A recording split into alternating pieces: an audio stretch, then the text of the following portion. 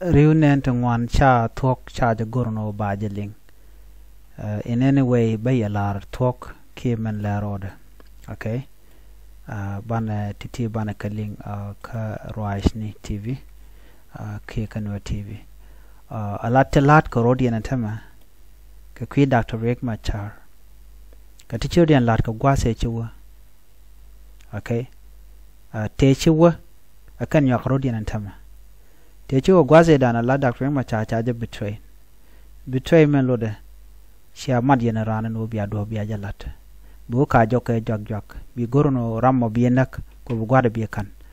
ana ke bi la jor ki bilaro tel ma to ka ja jen chalu betray jin mi dor sia mat generan siam sia dor dung no ka sia mat gwa kel generan ko bu ka jokten so jirama mo ti kerek so janot ko mone ke betray so riek machar chaje betray eneka rege chitwo karon kina dangre dwal bakel okay de nuere de kan ngajeno rege dana jere ka dana to tama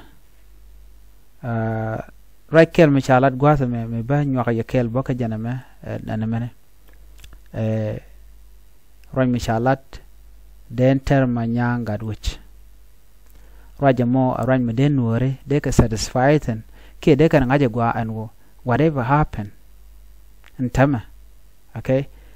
mutogre nuere ki mutogre wiki South Sudan again mishit ke mechi to medan ke 2016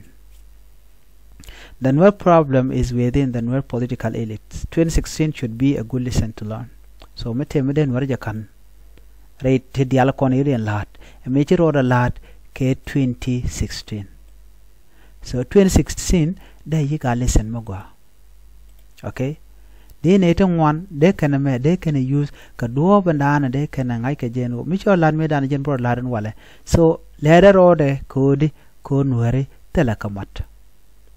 je tabande ngai ladene ka gwade ran antame chanyo golene a par call so munyo no na mishere jo yentama ka among NUER people kire NUER so beja so they can listen me they can learn tai che toje medan che de butogon tama but te kan che konling man ba ngaje lung anore riek machar chang chaje woj baka vice president ngode che tool ngode bete ere kwar kanamo so te roj malalat ke eno ke la ja lare a changan kono shek de babu do dona are rol titi ngode jengne yen kuma so talk medan chaje palpen cha wona ka Congo chaje nyokum yen cha wona ka South Africa pat ka kore sho banu welak na renat jen ko te ka maledan watanya la mal ron kin dangre wal badek so